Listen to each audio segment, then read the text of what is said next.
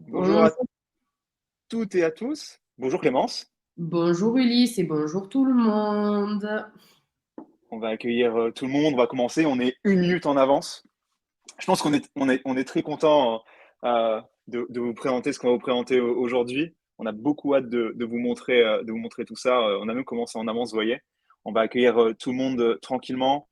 Je vois Anaël, je vois Hugo, Bonjour l'équipe Julie. de Talk, Julie aussi, tu as raison.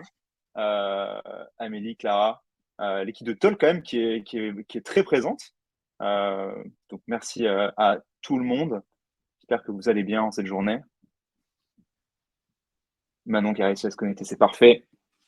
Elle pourra répondre à vos questions. D'ailleurs, je vous le dis, on va sûrement le répéter lors de cette demi-heure qu'on a ensemble.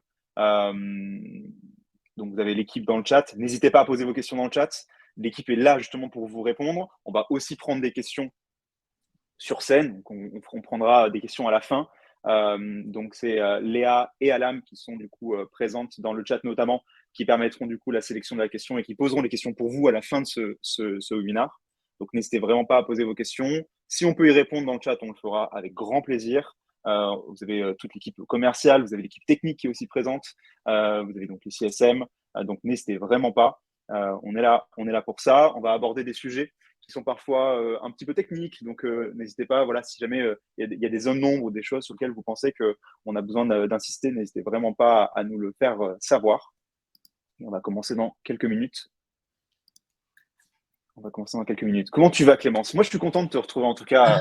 J'ai l'impression d'être sur un plateau de télé et de lancer un match de foot, je ne sais quoi. Je suis content de t'avoir. On s'était parlé quand? On s'était parlé en octobre, c'est ça ce que tu me disais? C'est ça, en octobre.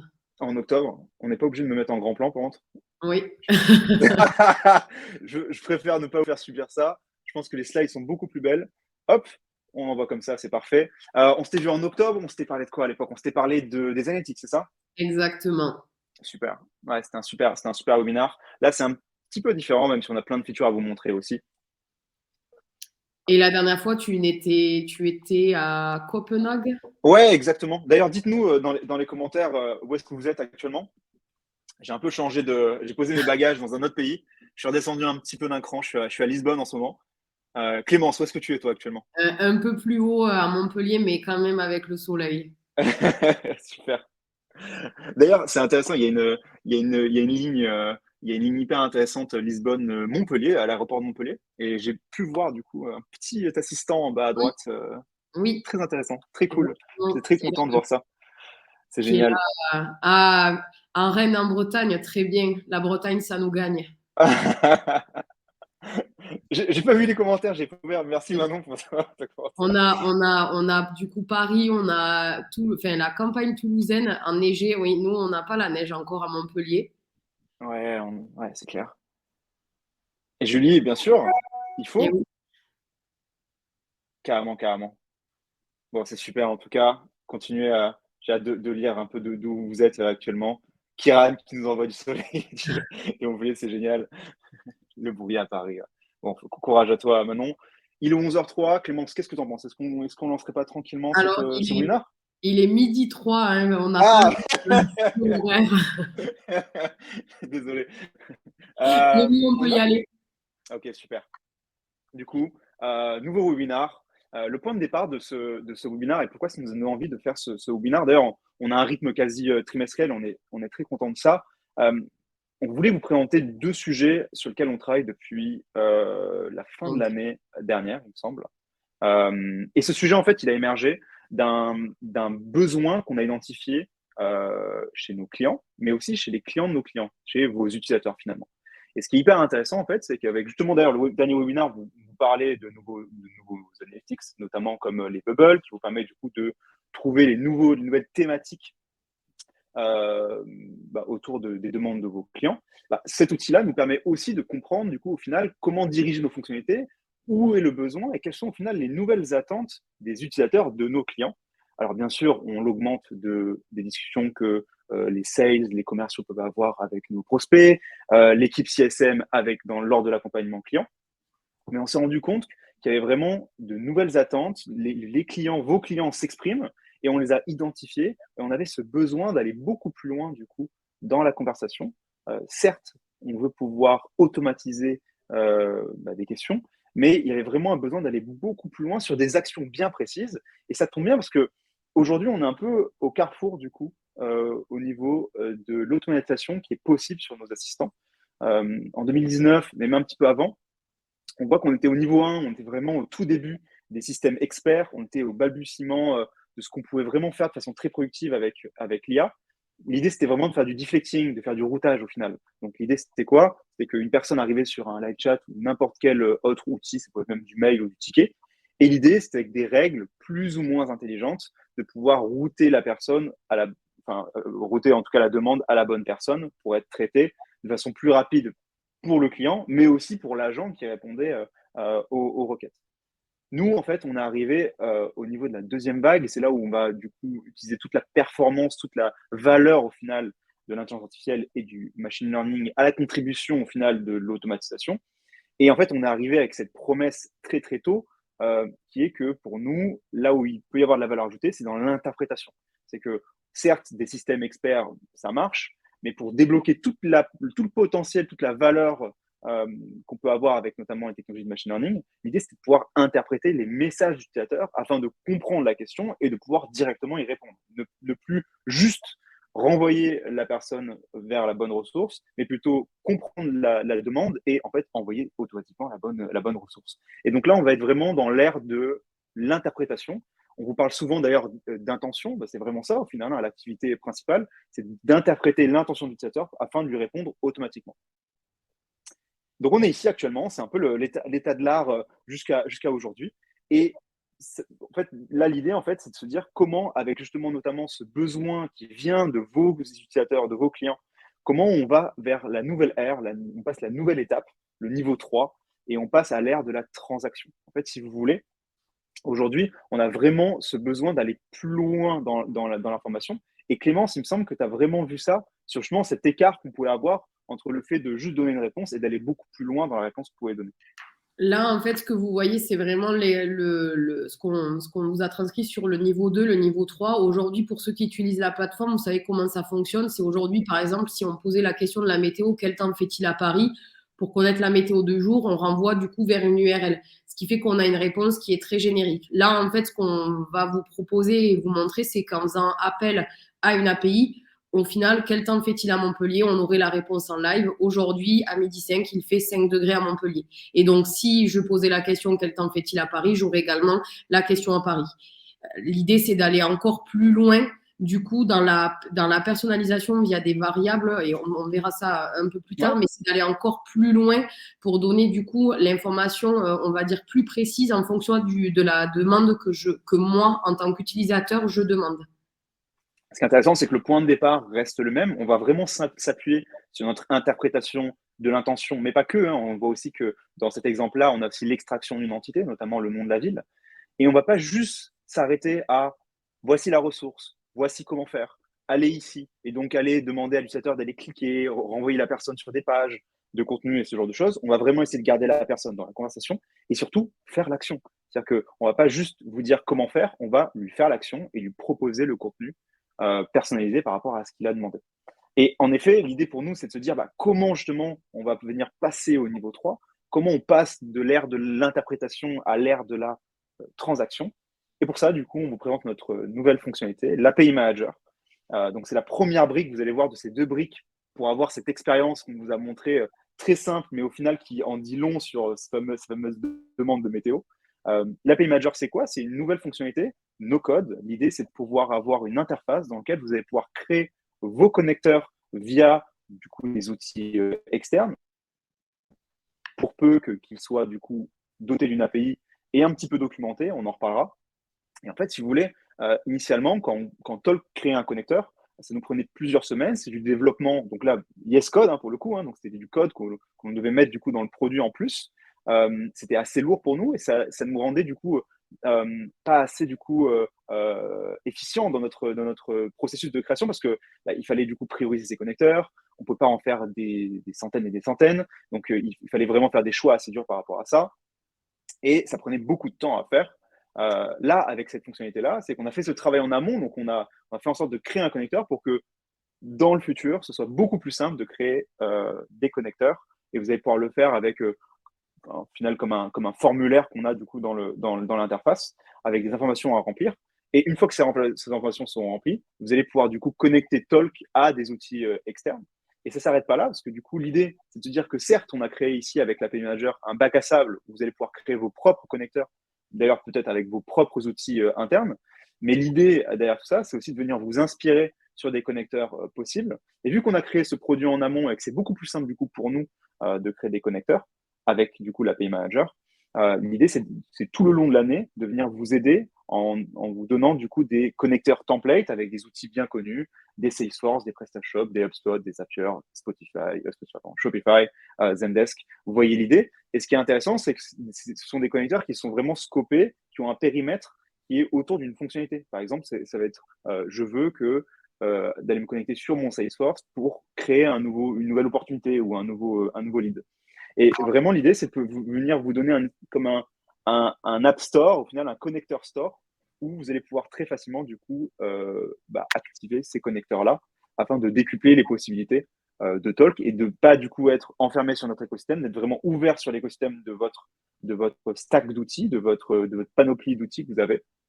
Et je pense que c'est comme ça qu'on va pouvoir créer pas mal de valeur. Le problème étant que maintenant que Talk peut converser avec cet API Manager, avec des outils externes, on l'a vu, ça peut être des outils marché du Salesforce, du Zendesk, mais ça peut être aussi des outils internes. Encore une fois, je le dis, pour peu qu'il y ait du coup une API qui soit ouverte.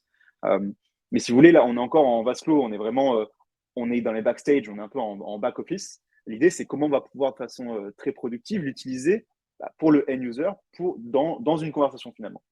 Et là, du coup, pour ça, on vous présente la deuxième grande fonctionnalité qui s'appelle donc les Smart Skills. C'est un gros sujet pour nous. Pourquoi? Parce qu'en fait, c'est vraiment la combinaison entre deux concepts qu'on a aujourd'hui dans TalkBot. C'est les scénarios, donc ces fameux petits parcours qui viennent du coup poser des questions afin de donner une réponse plus précise, et les formulaires, donc encore une fois, une succession de questions afin de récupérer de l'information de l'utilisateur. L'idée, en fait, c'est de ne plus avoir deux concepts distincts, mais de pouvoir faire ces deux choses-là, mais dans la même interface. Donc, avec les Smart Skills, vous allez pouvoir poser des questions ouvertes, comme vous pourrez faire dans des formulaires, mais aussi poser des questions avec des choix, comme dans les skills, et faire plein d'autres choses. En tout cas, l'idée, c'est vraiment d'avoir une méta-fonctionnalité, une fonctionnalité qui permet de faire tout ça au même endroit. Mais ce n'est pas fini, parce que du coup, les Smart Skills sont API ready, donc elles sont prêtes pour être connectées à des API. Donc, toutes les questions que vous allez pouvoir poser dans une Smart Skill pourront du coup permettre du coup de ensuite faire appel à une API pour pouvoir récupérer de l'information ou venir en poster. On vous en parlera un petit peu après. Et surtout, on pourra aller beaucoup plus loin avec ces Smart Skills, notamment dans la personnalisation. Donc, les Smart Skills viennent avec un nouveau concept qui est vraiment ISO, on va dire, avec le langage qu'amènent en fait les API. On appelle ça donc les variables. Les variables, c'est quoi? On le voit ici sur l'exemple. Imaginez, on veut récupérer, je sais pas moi, un statut de commande. Il nous faut deux variables. Il nous faut peut-être le prénom, le nom de famille, l'email et le numéro de commande. Et donc, du coup, ce qui est intéressant, c'est que certes, on peut demander le contenu de ces variables-là dans une Smart Skill, mais surtout, on peut le réutiliser. C'est-à-dire que pourquoi pas dans les réponses ou plus tard dans l'expérience, on va pouvoir réutiliser le prénom que nous a donné la personne et pouvoir du coup personnaliser les textes du bot avec, du coup, comme je vous dis, le prénom, le nom de commande, l'email et ce genre de choses. Donc, on va pouvoir aller beaucoup plus loin dans la personnalisation du coup des textes de la personne dans le bot. Le deuxième point, c'est de pouvoir faire des parcours contextualisés. C'était une limite qui a été assez forte dans les scénarios initialement et qui n'est plus du coup le cas avec les Smart Skills. C'est que dans les scénarios, on va dire V1, on avait du coup une liste de questions qui se posaient de façon assez linéaire. On pouvait bien sûr bypasser, sauter une question, mais la prochaine allait arriver. Ici, en fait, on peut vraiment poser des questions par rapport à un choix qui a été fait plus tôt dans la conversation. Et donc, du coup, on va pouvoir vraiment créer des parcours beaucoup plus complexes, beaucoup plus poussés et surtout contextualisés par rapport au choix de l'utilisateur sans sortir de la Smart Skill. Donc, dans la même interface, dans le même scénario, vous allez pouvoir du coup gérer ce genre de choses. Dernière fonctionnalité qui, je pense, va faire plaisir à pas mal de personnes. Les Smart Skills arrivent avec une fonctionnalité, et ça, c'était vraiment non négociable dans le brief de base, c'est le drag and drop. je vous l'ai dit, enfin. L'idée, c'est quoi? C'est que du coup, tous les blocs que vous allez pouvoir ajouter. Alors, imaginez vraiment les Smart Skills comme des scénarios, c'est questions-réponses avec des scénarios au milieu, mais c'est vraiment la même idée.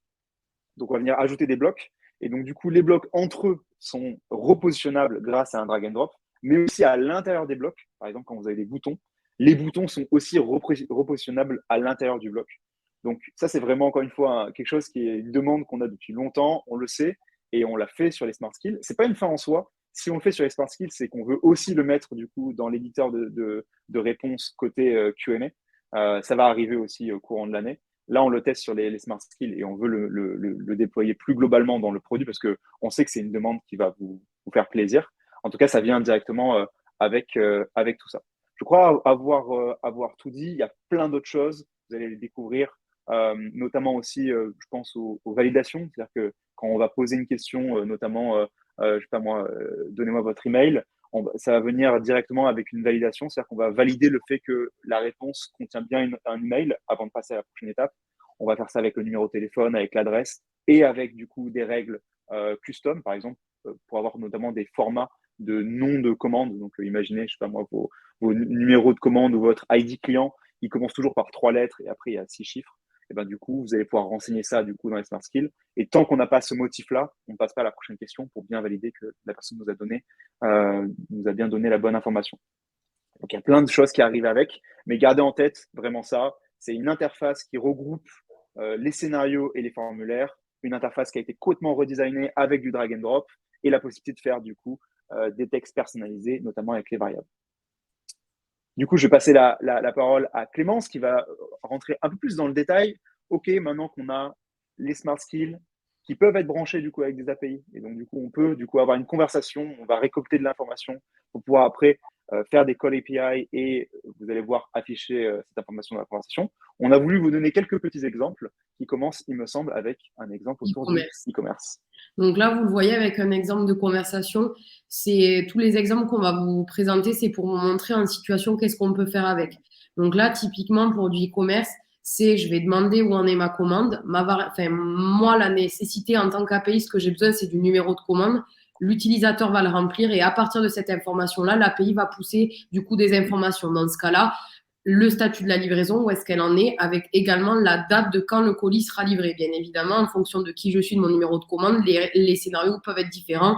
Votre colis est arrivé en point relais, ou alors malheureusement votre commande a dû être annulée. Je vous invite à contacter le service client. Enfin, ça peut être du coup, il peut y avoir plein de scénarios derrière.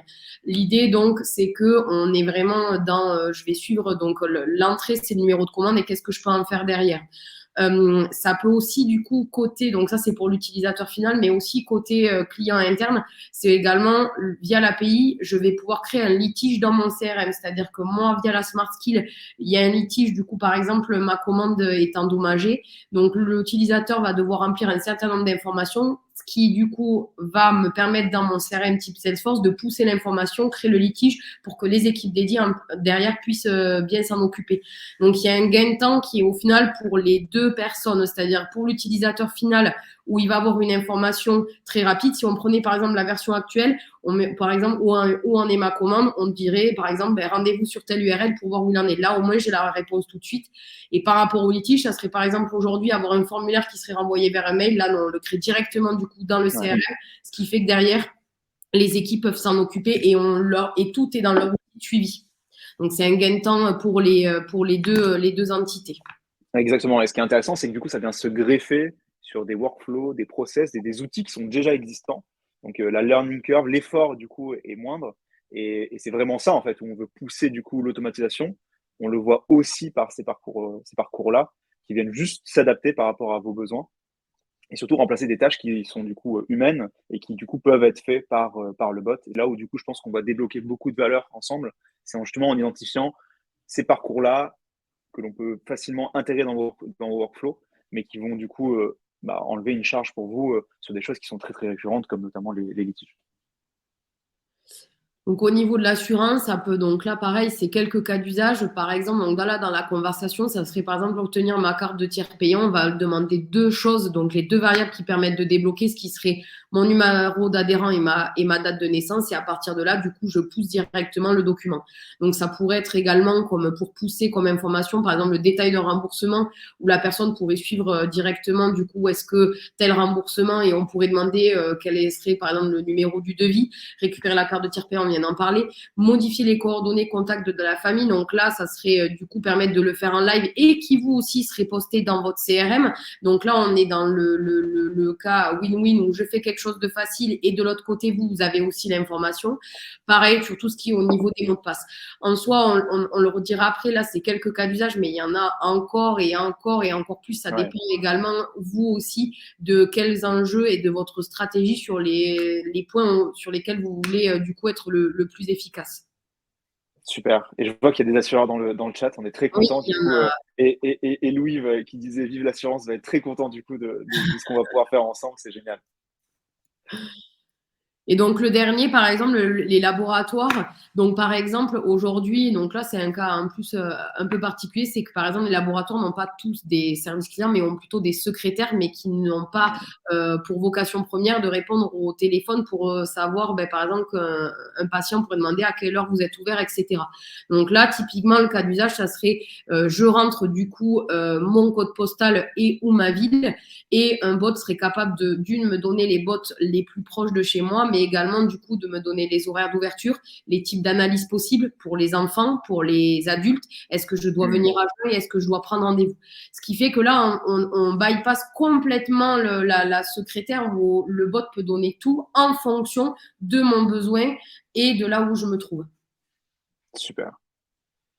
Alors, on voit en plus sur la démo les analyses disponibles, y aller. Donc, on pourrait même penser des fonctionnalités où on va pouvoir aller sur du Google Maps pour créer un itinéraire notamment. Enfin, on peut vraiment, et c'est un peu ça la notion, hein, Drive to Lab, hein, il y a cette notion de Drive to Store.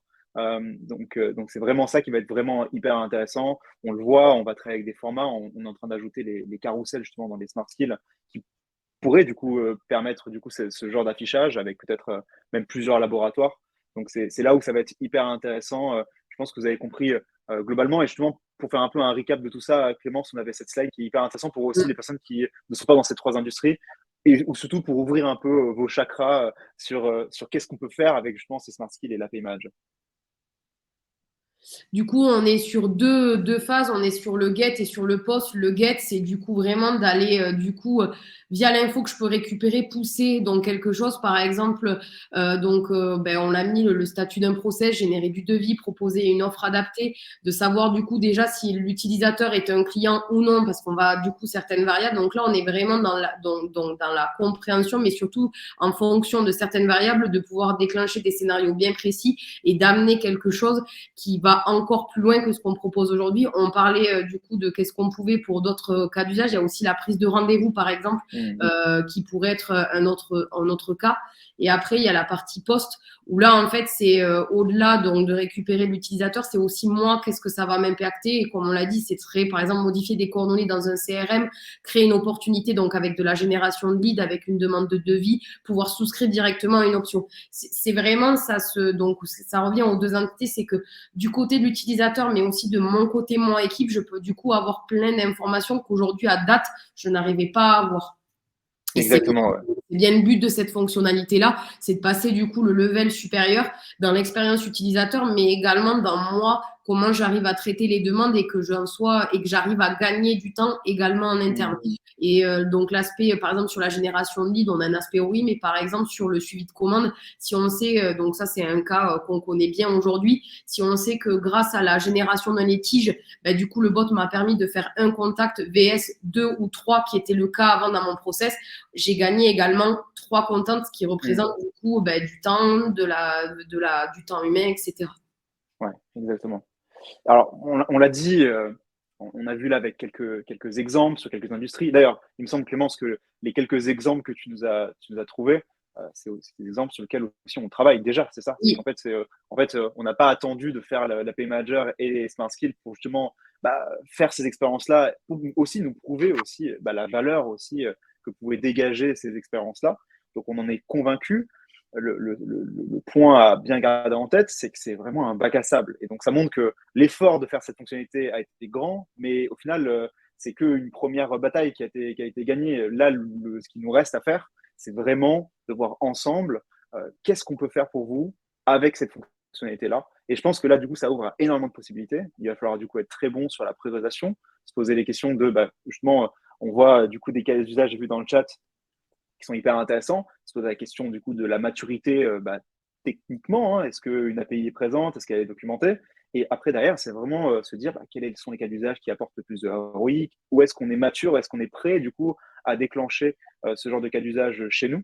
Et donc là, vraiment, ça ouvre sur plein de possibilités. Et nous, en tout cas, ce qui vous garantit, c'est qu'on est très curieux de savoir comment on peut créer de la valeur ensemble avec ces nouvelles fonctionnalités. Et donc, du coup, pour ça, Clémence, tu nous proposes Oui. un petit workshop, c'est ça? C'est ça. Là, en fait, aujourd'hui, ce que nous, on voulait vous présenter, c'est de vous dire aujourd'hui qu'est-ce qu'on peut faire avec Talk.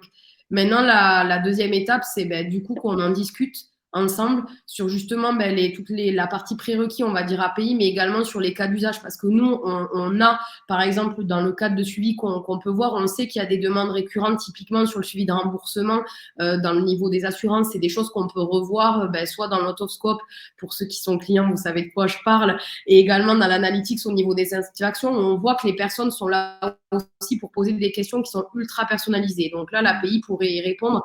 Donc là, l'idée, c'est de se dire aujourd'hui, vous savez qu'on peut faire ça et de mettre entre nous, de se mettre en face, nous, on peut faire ça et vous, qu'est-ce que vous avez envie de voir et qu'on trouve la solution. L'idée, c'est donc qu'on en parle bien évidemment avec moi. Donc, normalement, la plupart des participants me connaissent et on a eu l'occasion de se parler. Donc, n'hésitez pas derrière à me solliciter un rendez-vous, même si, par exemple, Clara, j'ai vu que tu avais mis un mot dans le chat et on a un rendez-vous bientôt prévu, donc ça tombe bien. L'idée, voilà, c'est que derrière, on voit entre nous, l'outil, et vous, ce que vous avez de votre côté, qu'est-ce qu'on peut en faire, quel est le cas d'usage qui est intéressant, et qu'on construise du coup une un nouveau step ensemble de votre bot.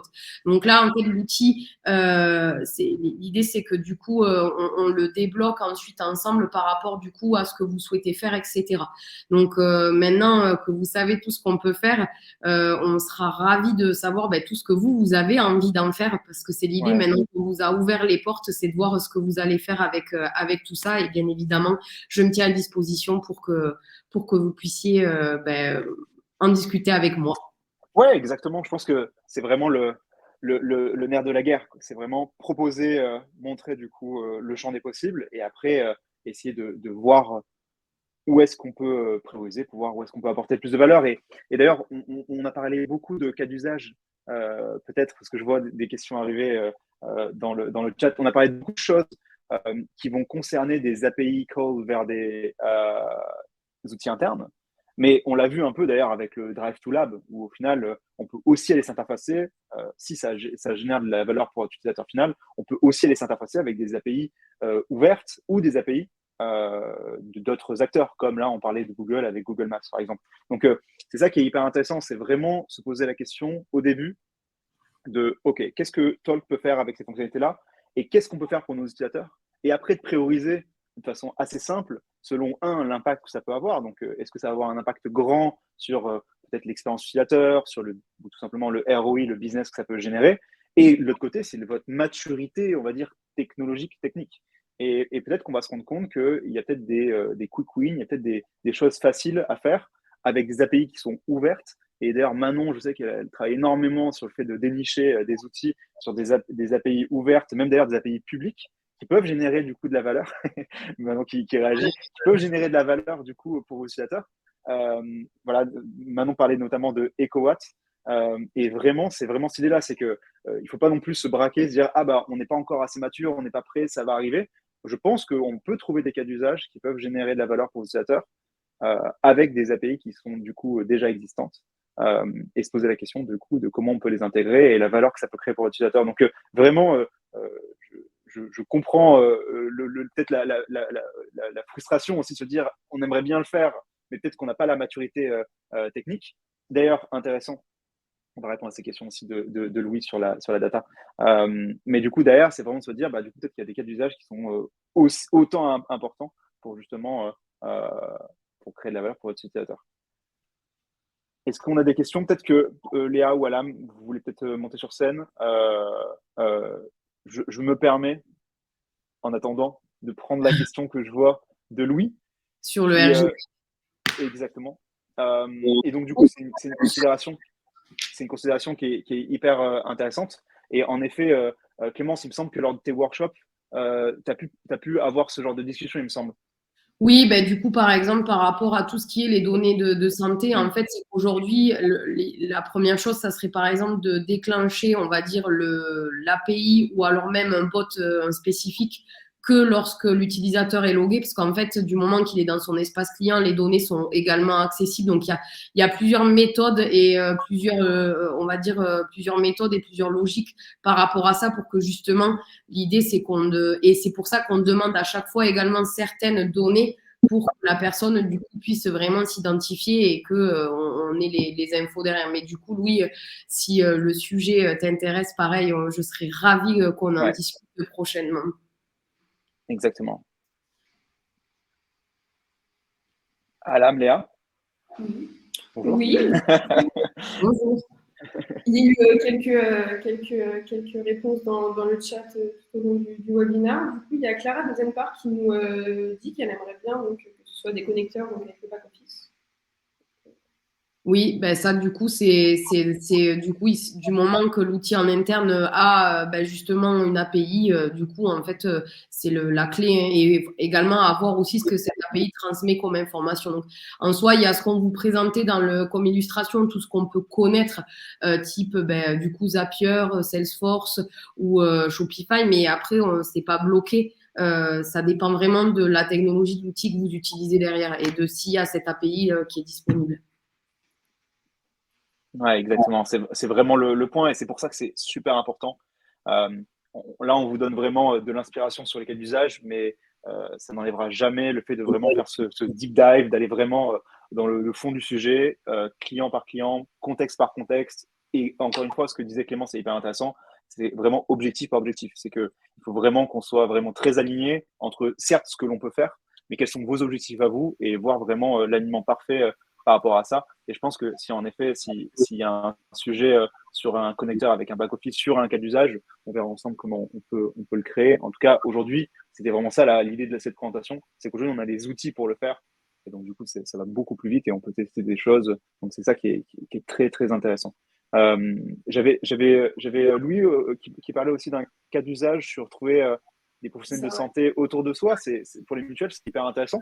Et encore une fois, ça montre que euh, cette information-là, elle peut être stockée dans un outil interne, peut-être un outil interne qui n'est pas encore ouvert, mais on pourra aussi se poser la question de est-ce qu'on ne peut pas trouver l'information ailleurs? Et peut-être que du coup, il y a des bases de données, il y a peut-être des API qui existent déjà, ou créer du coup son API sur le fait de pouvoir avoir cette information-là qui est stockée quelque part et après de venir la requêter dans une smart skill. Et ça, c'est tout le travail du coup justement de ce workshop pour préparer ce design-là, au final, d'expérience utilisateur avec le connecteur associé, qui pourrait faire vraiment sens. Donc, vraiment, je pense que c'est vraiment le mot d'ordre. C'est maintenant que vous avez un petit peu les grandes lignes de ce que l'on peut faire, maintenant, c'est vraiment essayer de rentrer dans quel objectif, qu'est-ce qu'on peut faire. Et vous allez voir qu'on peut trouver beaucoup plus de choses qu'on le pense et que c'est pas une fatalité d'avoir un écosystème un petit peu vieillissant. Et Manon qui nous dit, donc on parle aussi de Doctolib qui apparemment est APIfié. Manon a vu toutes les API, donc en fait, c'est peut-être notre bot. Manon connaît toutes les API au monde, donc en fait, demandez-lui directement. Elle connaît toutes les docs par cœur. Euh, mais du coup, voilà. Après, voilà, on parle d'autres sujets, API ouvertes, pas ouvertes. Encore une fois, il faudra voir du coup jusqu'à où on peut avoir. On peut aussi demander un accès développeur sur certaines stacks. Donc vraiment, c'est pas du tout un problème. Euh, peut-être que vous êtes aussi en partenariat avec d'autres personnes. Vous êtes peut-être aussi client avec d'autres personnes. Et peut-être que vous-même, vous avez des accès développeurs sur d'autres outils qu'on pourra intégrer directement dans Talk. Donc c'est pour ça, encore une fois, que c'est une conversation vraiment au cas par cas qu'il faut avoir.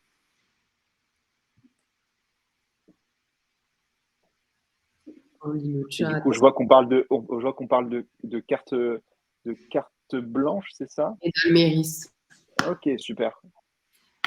On va faire de la collaboration interclient pour, pour référencer toutes ces API-là. Et d'ailleurs, bah, c'est aussi l'idée, hein, c'est que si on a quelqu'un qui a une idée d'un connecteur, on pourra aussi se poser la question. Si c'est un outil générique, on pourra aussi se poser la question de le mettre du coup dans le store de connecteurs pour pouvoir après le rendre disponible pour tout le monde. Ça pourrait être aussi intéressant si jamais c'est un outil externe qui est ouvert, ça pourrait être hyper intéressant de faire. Oui, comme Doctolib, si du coup leur API est ouverte, typiquement. Exactement. Et donc vous allez pouvoir aussi bénéficier du coup au final du travail qu'on va faire pour quelqu'un d'autre. Est-ce qu'on est bon sur les questions? Ouais, dites-nous. Au niveau du chat, on a aussi nos clients Altis et CGRM qui partagent la même crainte de la mise en place de l'API avec des outils de gestion en interne qui existent depuis très longtemps, qui sont assez anciens. Comment ça se passe à ce niveau-là, avec des outils de gestion qui peuvent être assez anciens, qui datent de Ouais. d'années.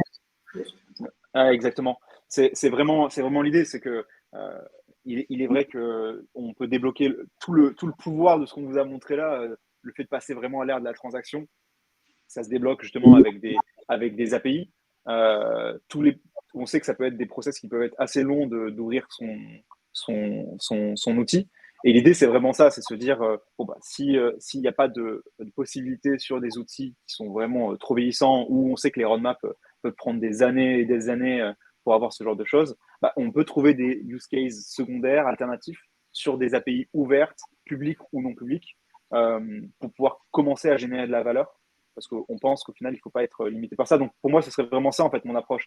C'est vraiment le fait de se dire que ce n'est pas une fatalité et on peut trouver, du coup, des cas d'usage avec d'autres API. Ce sera peut-être pas, du coup, sur la donnée client en elle-même, mais ça peut être sur des choses qui sont autour. Là, on l'a dit notamment sur de la découverte de points de vente ou de laboratoires ou de personnel de santé. Vous voyez, au final, et ça ne touche pas, du coup, la donnée client en elle-même. Donc, c'est-à-dire qu'on peut vraiment trouver des use cases secondaires sans trop de problème. Donc, rien n'empêche de mettre à plat vos objectifs, quels sont les cas d'usage qui sont autour de ces objectifs-là, et de se poser la question de où est-ce qu'on peut trouver la donnée. Je l'ai peut-être pas assez dit aussi, on a parlé de ces deux concepts, Smart Skill et API Manager.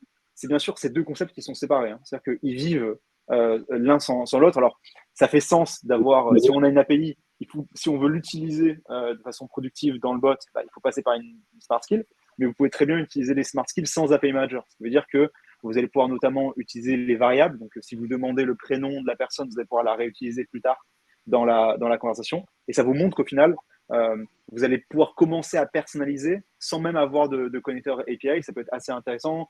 Vous aurez le drag and drop, vous aurez aussi les questions contextualisées. Donc, on fait un pas vers ce niveau 3. On n'y va pas à 100% parce qu'on pense qu'on débloque toute la valeur avec justement cette connexion API pour pouvoir automatiser encore plus des actions qui étaient par le passé des actions humaines et manuelles. Mais en tout cas, sachez que voilà, les smart skills peuvent être utilisés même sans les API Manager et ça, c'est assez intéressant. Louis qui nous pose la question sur quand est-ce seront disponibles les smart skills. Pour l'instant, le release se fait de cette façon où en fait on va accompagner les clients vraiment vertical par vertical. Donc on va essayer de prendre chacun des clients, voir quelle est la verticale que l'on veut automatiser avec les smart skills et l'API Manager. On le teste avec eux sur leur use case, sur leur vertical à eux. Et ensuite, du coup, on verra pour une release beaucoup plus grande afin d'éprouver un petit peu ce nouveau concept. L'idée étant qu'à terme, que ces smart skills remplacent les scénarios et les formulaires et qu'on n'ait que, du coup, cette fonctionnalité-là. Mais, du coup, avant de faire ça, il faut qu'on puisse l'éprouver avec, des use cases bien précis. Et c'est pour ça, du coup, que le call to action d'aujourd'hui, c'est vraiment de demander votre workshop. Parce que pour nous, c'est la clé, du coup, c'est la clé, du coup, pour la suite de la release. Du coup, Louis, j'attends que tu prennes rendez-vous. Ça tombe bien, je crois que je t'ai envoyé un mail hier avec mon agenda, donc n'hésite pas, on se reparle quand tu veux. Et pareil pour, du coup, Christophe, j'ai bien noté qu'on s'en reparle lors du prochain point. Génial. Trop cool. Alam, Léa, vous avez vu autre chose? Est-ce qu'on est bon? C'est tout bon pour nous, je crois. Oui, c'est bon. Super. Est-ce que vous avez d'autres questions du coup dans le chat? Est-ce que ça vous a plu déjà? Est-ce que ça vous plaît cette fonctionnalité? Je vois qu'on a l'équipe technique. Je pense qu'ils seront contents de savoir que la fonctionnalité plaît. Je vois des emojis déjà, c'est cool. Ça leur fera plaisir. Amandine qui remercie. Merci beaucoup, Amandine. Vous voyez l'équipe, c'est pour vous, vraiment. C'est vraiment pour vous. Et l'équipe a quand même pas mal bossé. C'est une bonne truc. C'est pour nous. On a plein de choses, vous allez voir, encore à vous présenter. D'ailleurs, je pense que Léa, il y a peut-être une newsletter dans quelques semaines qui devrait sortir. C'est quoi? C'est dans 2 semaines? Ouais, ça doit être ça. et on aura des choses à vous montrer d'ici là. Du coup, merci Amandine, merci Julie. Oui, du coup, Hugo, merci en effet, Louis. On en parle depuis un petit moment ensemble. J'imagine. Mais bon, ça fera plaisir en tout cas à toute l'équipe qui a travaillé dessus. Merci encore à toute l'équipe, j'espère Merci, qui est Julie. présente dans le chat. Merci à toi Clémence pour ces démonstrations. N'hésitez pas, je crois que vous avez des mails dans le chat. Si vous avez des questions, vraiment n'hésitez pas. On va relire les chats comme on fait d'habitude. Si jamais il y a des choses qui sont passées, mais je pense qu'on a tout traité, on vous répondra par mail. Et merci d'avoir été présent tout le long de ce webinaire. On est super content de voir ce qu'on va pouvoir faire ensemble avec ces Smart Skills et l'API Manager. Et on va suivre, en tout cas côté produit, on va suivre ça de très près. Et on a plein de choses qui vont arriver, notamment comme amélioration de ces Smart Skills-là et de l'API Manager, vous allez voir. Merci Christophe. Et ben on va se remercier du coup. Merci Amandine. C'était super. Et on se dit à très bientôt. Est-ce que le support... Oui, alors du coup, vous allez recevoir tous, oui, c'est vrai, c'est bien de le préciser, un replay va être disponible tout de suite, pas tout de suite, mais vous allez recevoir le replay. Exactement. Et voilà, donc vous aurez toutes les informations dessus. Très bien. Merci à tout le monde. Passez une bonne fin de journée. Merci beaucoup. Et à très vite. À très bientôt. Au revoir.